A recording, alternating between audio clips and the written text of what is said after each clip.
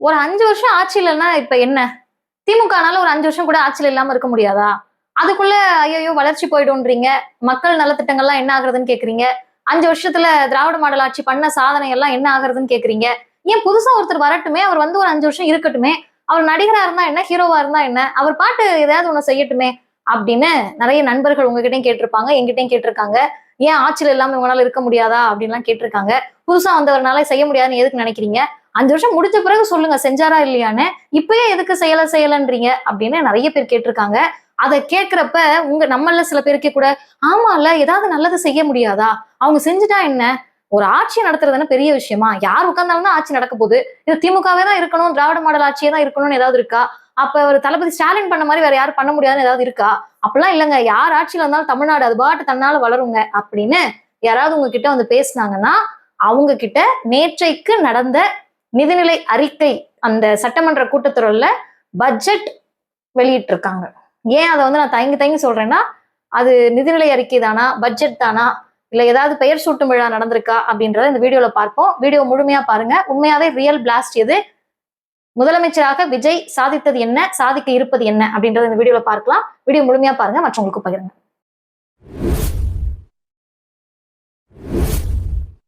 அனைவருக்கும் வணக்கம்.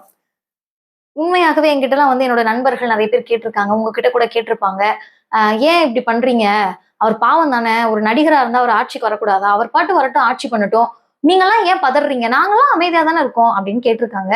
அப்ப நான் அவங்க கிட்ட சொன்ன ஒரே விஷயம் என்னன்னா, தமிழ்நாட்டுல நடந்த வரலாற்று மாற்றங்கள், வரலாறு ரீதியாக நடந்த மாற்றங்கள், அரசியல் ரீதியாக நடந்த மாற்றங்கள், அரசியல் சட்ட ரீதியாக நடந்த மாற்றங்கள், சமூக நீதிக்கான மாற்றங்கள், சமத்துவத்திற்கான மாற்றங்கள், இத பத்திலாம் படிக்காம, இத பத்திலாம் தெரிஞ்சுக்காம, தந்தை பெரியார் இந்த மண்ணுல என்ன பண்ணாரு? திராவிடர் இயக்கம் என்ன பண்ணுச்சு? நீதி கட்சியில இருந்து கடந்த திராவிட மாடல் ஆட்சி வரைக்கும் தமிழ்நாட்டுல என்னெல்லாம் நடந்திருக்கு அப்படின்றத தெரியாம இருக்கிறவங்களுக்கு இந்த 5 ஆண்டு ஆட்சி தாவேக்காவினுடைய ஆட்சி பிரச்சனையே இருக்காது. ஏன்னா இதுக்கு முன்னாடி நடந்ததே உங்களுக்கு தெரியலன்றப்ப இந்த 5 வருஷம் என்ன நடந்தாலும் உங்களை பாதிக்க போறது இல்ல. அதனால பிரச்சனை இல்லை. ஆனா எங்களை மாதிரி இருக்கக்கூடிய இளைஞர்களுக்கு பெரிய என்ன விஷயம்னு கேட்டீங்கன்னா, தெரியாதனமா அதெல்லாம் படிச்சுட்டு இதெல்லாம் வாசிச்சுட்டு இந்த கூட்டங்களுக்கு எல்லாம் போயிட்டு தமிழ்நாட்டு நலன் சார்ந்த பிரச்சனைகள் அப்பெல்லாம் பேசக்கூடிய இயக்கங்களோட பயணிச்சுக்கிட்டு அந்த கழகங்களோடு சேர்ந்து பயணிச்சுட்டு திராவிடர் கழகத்தின் மூலமாக தமிழ்நாட்டு நடைபெறக்கூடிய சமூக மாற்றங்களுக்கு இதெல்லாம் காரணம்னு தெரிஞ்சுக்கிட்டு நம்மனால நடக்கிறத பார்த்துட்டு அமைதியா இருக்க முடியல. அதனாலதான் 5 வருஷம்ன்றது அவங்களுக்கு சாதாரண காலம். 5 இயர்ஸ் தானே, ஜஸ்ட் 5 இயர்ஸ் அப்படின்றதெல்லாம் ஒரு இலைட்டா ஒரு நல்ல சொபஸ்டிகேட்டடா பயங்கரமான லக்ஸுரியான ஒரு லைஃப்ல இருக்கக்கூடியவங்களுக்கு பிரச்சனை இல்லை. யாருக்கு பிரச்சனைன்னு கேட்டீங்கன்னா, நான் சம்பாதிக்கிறேன், நான் சாப்பிடுறேன், நான் சம்பாதிச்சாதான் என் தட்டுல சோறு இருக்கும் அப்படின்ற நினைப்பில் இருக்கக்கூடியவர்களுக்கு சிக்கல் இல்லை. ஆனால் இந்த தமிழ் சமூகத்தில் கொஞ்சம் கேப் விட்டோம்னா கூட ஆரிய பார்ப்பனியம் எந்த முகத்தை வச்சுக்கிட்டாவது உள்ள வந்துரும். இதுவரைக்கும் இங்க இருக்கக்கூடிய கல்வி, வேலைவாய்ப்பு, இடஒதுக்கீடு, சமூக நீதி, மக்கள் நலன் சார்ந்த திட்டங்கள் எல்லாம் நாசப்படுத்திடும்ன்ற அச்சம், பயம் இருக்கவங்கள சில பேருக்கு இருக்குல்ல, அவங்கனாலதான் இது 5 வருஷம் தானே அப்படின்னு எடுத்துக்க முடியாது. காரணம் என்னன்னா, ஒரு விஷயத்த அழிப்பது, ஒழிப்பது மிக சுலபம். ஒரு விஷயத்த ஒண்ணுமில்லாம நாசமாக்குறது ரொம்ப ரொம்ப ரொம்ப எளிமையான காரியம். ஒரு செய்தியை, ஒரு விஷயத்த, ஒரு கருத்தை, ஒரு மாற்றத்தை உருவாக்குவதுதான் கடினம். அந்த கடினமான காரியத்தை தான் கடந்த 5 ஆண்டுகளில், இன்னும் சொல்ல போனால் திராவிடர் இயக்கங்கள் இந்த 50 வருஷத்துல ஆட்சியில் யார் இருந்தாலும் அவங்க இப்படிதான் இருக்கணும், இதைத்தான் செய்யணும், தமிழ்நாட்டு நலனுக்காக தான் இருக்கணும் அப்படின்ற ஒரு ஸ்ட்ரக்சரை உருவாக்கி வச்சிருந்தாங்க. அதையெல்லாம் மாற்றக்கூடிய வகையில் சமூக ரீதியாகவும் அரசியல் ரீதியாகவும் நாங்க என்னனாலும் செய்யலாம், எங்களை எப்படிங்க நீங்க கேட்க முடியும்? எங்களுடைய பெரும்பான்மை பாருங்கங்க, இங்க இருக்கக்கூடிய தமிழ்நாட்டுல முக்காவாசி பேர் என் ரசிகர்கள். நான் என்ன பண்ணனாலும் அவங்க எனக்கு வந்து ஆதரவா பேசுவாங்க. நான் தப்பே பண்ணாலும் எங்க அண்ணன் பண்ணா சரிதான் பேசுவாங்க. நான் எப்படி இருந்தாலும் அவங்க என்னை பத்தி கேள்வி கேட்க மாட்டாங்க. தமிழ்நாடு நாசமா போனா கூட ஏன் ஒரு 5 வருஷம் நாசமா போனா நீங்க இருக்க மாட்டீங்களா கேட்டிருக்காங்க. நான் கேட்கல, ஒரு பொண்ணு கேட்டாங்க, ஏன் 5 வருஷம் நாசமா போனா இப்ப உங்களுக்கு என்ன அப்படின்னு கேட்டாங்க. இப்படிப்பட்டவர்கள்லாம் இருக்கப்ப நீங்க எப்படி எனக்கு கேள்வி கேட்க முடியும் அப்படின்ற அர்த்தத்தில் கூட தமிழ்நாட்டின் முதலமைச்சர் மாண்புமிகு ஜோசப் விஜய் அவர்கள் இருக்கலாம். ஆனா நேற்றைக்கு வெளியிடப்பட்ட அந்த பட்ஜெட் பார்த்த பிறகுதான் எனக்கு திரும்ப அந்த விஷயத்த நான் சொல்றேன். ஒரு விஷயத்த உருவாக்குறது தான் மிக மிக கடினம், நாசமாக்குவது, இல்லாமல் ஆக்குவது மிக சுலபம். அப்ப நீங்க என்ன பண்ணீங்கன்னா, தேர்தல் பிரச்சாரத்தப்பையும் சரி, நீங்க ஆட்சிக்கு வந்த பிறகும் சரி, உங்களுடைய ரசிகர்களுடைய மனசை ஃபர்ஸ்ட் செட் பண்ணீங்க. இங்க பாருங்கப்பா, திமுக ஆட்சியில எல்லாம் நாசமா போயிடுச்சு, திமுக ஆட்சியில நிறைய கடன் வாங்கிட்டாங்க, இதெல்லாம் வந்து அண்ணன் தான்ப்பா சரி பண்ண முடியும், அண்ணன் நினைச்சனாதான் இதெல்லாம் மாத்த முடியும், நான் உங்களுக்கு மாத்திடுறேன், 5 வருஷத்துல மாத்த முடியுமான்னு தெரியல, அது என்னன்னா அடுத்த முறை எனக்கு ஓட்டு போடுங்க, அடுத்த 5 வருஷத்துல மாத்திரலாம் அப்படின்றதுக்கான ஒரு முன்னோட்டமா அவர் பேசுறாரு. இப்ப இதெல்லாம் சொல்றப்ப இங்க இருக்கக்கூடிய அந்த இளைஞர்கள் எப்படி ஆயிட்டாங்கன்னா, அண்ணனால 5 வருஷத்துக்கு புதுசா எந்த திட்டத்தையும் கொண்டு வர முடியாது, அப்ப ஏன்னா அண்ணன் பாவம் அவர் என்ன பண்ணுவாரு அப்படின்ற மனநிலைக்கு வந்துட்டாங்க. இப்ப அந்த இளைஞர்கள் கிட்ட கொண்டு போய் இப்ப பட்ஜெட்ல ஒண்ணுமே புதுசா இல்ல, திமுக எல்லாமே நாசமாக்கிடுச்சு நீங்களே, திமுக எல்லாமே மோசம்னு சொன்னீங்களே, அந்த திமுக ஆட்சியில் இருக்கிறத அப்படியே ஏன்பா பெயர் மாத்துறீங்க அப்படின்னு கேட்டா அவங்க அதுக்கு என்ன பதில் சொல்லுவாங்கன்னா, எங்கன்னா அப்படிலாம் ஒண்ணு மாத்தலங்க, பேரு தான் மாத்திருக்காரு, ஸ்கீம்லாம் வேற மாதிரி அப்படின்னு சொல்லுவாங்க. எனக்கு புரிதல் இல்லையா, இல்ல இந்த சேனல்ல ஒத்த கருத்தோடு வீடியோ பாக்குற நமக்கு புரிதல் இல்லையா? அப்படிலாம் நீங்க சந்தேகப்பட வேண்டாம், நிச்சயமாக அவங்களுக்கு தான் புரிதல் இல்லை. ஏன்றதுக்கு ஒரே ஒரு எடுத்துக்காட்டு சொல்றேன், நான் சும்மா அப்படியே இருக்கிறத மட்டும் வாசிக்கிறேன், நானா புதுசா எதுவும் கண்டுபிடிக்கல. கலைஞர் கனவு இல்லம், வெற்றி வீடு திட்டம், முதல்வர் படைப்பகம், டிஜிட்டல் நூலகம், அன்புச்சோலை திட்டம், மூத்த குடிமக்கள் பொழுதுபோக்கு மையங்கள், முதலமைச்சரின் காலை உணவு திட்டம், பெருந்தலைவர் காமராஜர் காலை உணவு திட்டம். என்னன்னா மாப்பிள்ள அவர் தான், ஆனா அவர் போட்டிருக்க சட்டை திராவிட மாடல் ஆட்சியோடு. நேத்து வாசிக்கப்பட்ட பட்ஜெட் தாவேக ஆட்சியுள்ளது, ஆனா அவங்க வாசிச்ச திட்டங்கள் எல்லாம் திராவிட மாடல் ஆட்சியோடது, தளபதி ஸ்டாலின் அவர்களோடது. இப்ப பேர் மாத்திட்டோம் அப்படின்னா கலைஞர் வீடு தரக்கூடிய அந்த திட்டத்தை பேரை மட்டும் மாத்தல, பயனாளர்களை பெனிஃபிஷியரிஸ குறைச்சிருக்காங்க. அப்ப இதனால பாதிக்கப்படக்கூடியவங்க ஏழை எளிய விளிம்பு நிலை மக்கள். விவசாய கடனை பயிர்க்கடனை முழுமையா தள்ளுபடி பண்ணுவோம், எப்படிங்க அப்படிலாம் தள்ளுபடி பண்ண முடியும் எங்க அண்ணன் வந்த உடனே அப்படின்னு கேட்கிறாங்க. இப்ப ஏன் இந்த விஷயத்தை பத்தி பேசுறோம்னா, அவர்கள் கையில் இருக்கக்கூடிய மிகப்பெரிய ஆயுதம் பொய்யை உண்மையை போலவே பரப்பக்கூடிய ஆயுதத்தை அவங்க கையில வச்சிருக்காங்க. எங்க அண்ணன் என்ன அவர் பேரையாங்க வச்சாரு, வெற்றின்றதான பேர் வச்சாங்க, தமிழ்நாடு வெற்றி அடையணும்னு எங்க அண்ணனுக்கு இல்லையா, வெற்றி வெற்றி வெற்றின்னு 10 முறை சொன்னீங்கன்னா வெற்றி அடைய போறோம், கான்பிடண்டா இருங்க கான்பிடண்டா இருங்கன்னு சொன்னா கான்பிடண்டா இருக்க போறோம் அப்படின்ற அர்த்தத்துல பேசுவாங்க. ஆனா அண்ணன் எவ்வளவு நல்லவர்னு கேட்டா வெளிப்படையாக விஜய் மகளிர் உரிமை திட்டம், விஜய் பயணம், விஜய் மடிக்கணினி திட்டம் அப்படிலாம் வச்சா தெரிஞ்சிரும்ன்றதுனால அந்த சமஸ்கிருத பெயரான விஜய்க்கு தமிழ் வெற்றி, அப்ப வெற்றி வெற்றி வெற்றின்னு வச்சு விடுங்க. இப்ப நான் இன்னொரு படி மேல போய் சொல்றேன், நீங்க வெற்றி வெற்றின்னு பேர் மாத்தினது கூட எங்களுக்கு எல்லாம் உண்மையாவே பிரச்சனை கிடையாது, பேர் என்னவா இருந்தா என்ன திட்டத்தை கொடுங்கன்னு கூட நீங்க போய் எல்லாருக்கிட்டையும் பிரச்சாரம் பண்ணலாம். ஆனா உண்மை என்ன பிரச்சனைனா, பேர்ல மட்டும்தான் இந்த ஆட்சியில் வெற்றி இருக்கு, செயல்பாட்டுல ஒண்ணும் இல்ல, அதுல ஒண்ணும் இல்ல கிழிச்சு தூக்கி போட்டுன்ற மாதிரி எந்த புது திட்டமும் இல்லைன்னா மக்கள் கேட்க மாட்டாங்க அப்படின்ற தைரியம் துணிச்சல் ஒரு ஆட்சிக்கு எங்கிருந்து வருது? அதுக்கு நீங்க என்ன சொல்லுவீங்க? எவ்வளவு கடன் வாங்கி வச்சுட்டு போயிட்டாங்க தெரியுமா திமுக, அந்த கடன் எல்லாம் நாங்க தானே அடைக்கணும், புதுசா அதுக்காக வேற நாங்க கடன் வாங்கணும், அந்த கடன் அடைக்க நாங்க கடன் வாங்கணும். இத பொருளாதாரம் தெரியாத அல்லது பொருளாதாரம் பற்றி சொன்னால் புரியாத உங்கள் ரசிகர்கள் கிட்ட போய் நீங்க சொல்லலாம்.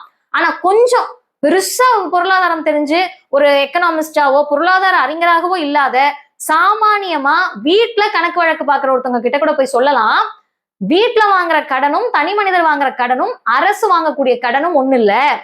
அரசு வாங்கக்கூடிய கடன் என்பது குறிப்பாக மாநில அரசு கடன் வாங்குதுன்னா ஒன்றிய அரசு எவ்வளவு விதிச்சிருக்கோ அந்த லிமிட்டுக்கு உட்பட்டு தான் கடன் வாங்க முடியும். இப்ப கடந்த 5 ஆண்டுகளில் திராவிட மாடல் ஆட்சியில் முதலமைச்சர் தளபதி ஸ்டாலின் அவர்களுடைய ஆட்சியில் மிக சரியாக மக்கள் நல திட்டங்களுக்காக கடன் பெறப்பட்டது உண்மையா இல்லையான்னு கேட்டா உண்மைதான். 1 ரூபாய் கூட கடன் வாங்காம எந்த மாநில அரசும் நடக்க முடியாது, அப்படி நடந்தால் அந்த மாநிலத்தில் வளர்ச்சி இருக்காது. ஒரு வளர்ச்சி திட்டத்துக்காக தான் கடன் வாங்குறதே. இப்ப இந்த கடன் எப்ப மாநிலத்தினுடைய சுமையாக மாறும்னா, நீங்க ஒன்றிய அரசு விதித்த அந்த லிமிட்டுக்கு மேல போய் அதே நேரத்துல இங்க மக்கள் நல திட்டங்களே இல்லாம ஆனாதான் அந்த மாநிலம் நாசமா போகும். ஆனா தமிழ்நாட்டுல மிக தெளிவாக மிக சரியாக கடந்த 5 ஆண்டுகளில் எல்லா திட்டங்களுமே மக்கள் நலன் சார்ந்த திட்டம். அப்படின்னா என்ன அர்த்தம்னு கேட்டீங்கன்னா, கடன் சுமை அல்ல, இன்வெஸ்ட்மெண்ட். மக்கள் மீது மனிதர்கள் மீது இங்க இருக்கக்கூடிய ஹியூமன் ரிசோர்ஸ் மீது மனித வளங்கள் மீது மனித மூளையின் மீது நம்பிக்கை வைத்து மாணவர்களுக்கு இளைஞருக்கு மகளிருக்கு என்று தனித்தனியாக பார்த்து பார்த்து ஒருத்தருடைய தனி மனிதருடைய வாழ்க்கையை மேம்படுத்துவதற்கு திட்டங்கள் தீட்டப்பட்டது. அந்த திட்டங்களுக்காக நிதி ஒதுக்கீடு செய்யப்பட்டது. அந்த நிதிக்காக ஒன்றிய அரசு சொன்ன வரம்புக்குள் கடன் வாங்கப்பட்டது. அந்த கடனை வைத்து தமிழ்நாடு நாசமா போகல, வளர்ச்சி குறியீடை எட்டியது. இந்தியாவிலேயே பல குறியீடுகளில் தமிழ்நாடு முதன்மை மாநிலம் என்ற இடத்தை எட்டியது. இப்ப நீங்க என்ன பண்ணிட்டீங்கன்னா, உங்களுடைய தாவேக ஆட்சியில் ஒண்ணு பொருளாதாரம் பற்றிய புரிதல் இல்லாம இருக்கணும், இல்லையா எங்கனால 5 வருஷத்துக்கு புதுசா யோசிச்சு ஒரு விஷயத்தை இம்ப்ளிமெண்ட் பண்ண முடியாதுங்க. நாங்க தேர்தல் பிரச்சாரத்துல தேர்தல் அறிக்கையில சும்மா போனா போதுன்னு அடிச்சு விட்டோம். யாரு கேட்க போறா? அண்ணன் சொன்னா யாரு கேட்க போறான்னு சொல்லி மாசம் 2500 ரூபாய் தருவோம், வருஷத்துக்கு 6 சிலிண்டர் தருவோம், உங்களுக்கு அதை தருவோம் இதை தருவோம், கேட்கவா போறாங்க? வேலையில்லா பட்டதாரிகளுக்கு 4000 ரூபாய் தர போறோம், பயிர்க்கடனை முழுமையா தள்ளுபடி போறோம்னு சொல்லிட்டோம், தள்ளுபடி பண்ண போறோம்னு சொல்லிட்டோம். இப்ப என்ன பண்றோம்? அதை மேட்ச் பண்ணணும். இப்ப நம்ம சொன்னாதான் எதனாலும் நம்புற ரசிகர்கள் இருக்காங்களே, அவங்க கிட்ட போய் பரப்பி விடுங்க. ஏற்கனவே கடன் அதிகமா இருக்கு, அண்ணனே மனசு சோர்வா இருக்காரு, மனசு கஷ்டமா இருக்காரு, இந்த கடன் எல்லாம் அண்ணன் எப்படி கஷ்டப்பட்டு அடைக்க போறாருன்னு தெரியல, இதுல உங்களுக்கு 2500 ரூபாய் வேணுமா, உங்களுக்கு 4000 ரூபாய் வேணுமான்னு ஒரு கில்ட்டை உண்டு பண்ணி விடுங்க. உடனே இங்க இருக்கவங்களா சிச்ச அண்ணன் நல்லா இருந்தா எங்களுக்கு போதும். இது எவ்வளவு பெரிய ஒரு மோசமான மனநிலையை ஒரு தனிப்பட்டவருக்காக தமிழ்நாட்டில் எந்த புது திட்டமும் இல்லாத ஒரு பட்ஜெட்டை வெளியிட முடிகிறது. அது பெயர் சூட்டும் விழா நடத்திருக்கீங்க நேத்து. திறம்பட பெயர் சூட்டும் விழா, வெற்றி வெற்றி வெற்றி வெற்றின்னு பெயர் சூட்டும் விழா நடைபெற்று முடிந்திருக்கிறது. அதை கேள்வி கேட்டாலே பாத்தீங்களா, நீங்க அவங்க கடன் வாங்கினப்ப அமைதியா இருந்தீங்க, திரும்ப முதல்ல இருந்து ஆரம்பிக்க கூடாது.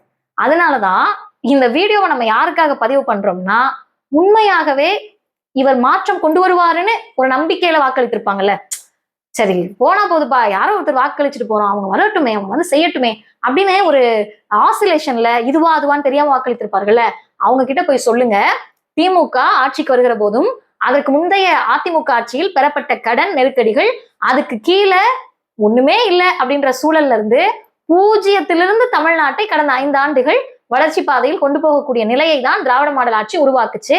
வந்த உடனேயே கொரோனா பேரிடர்.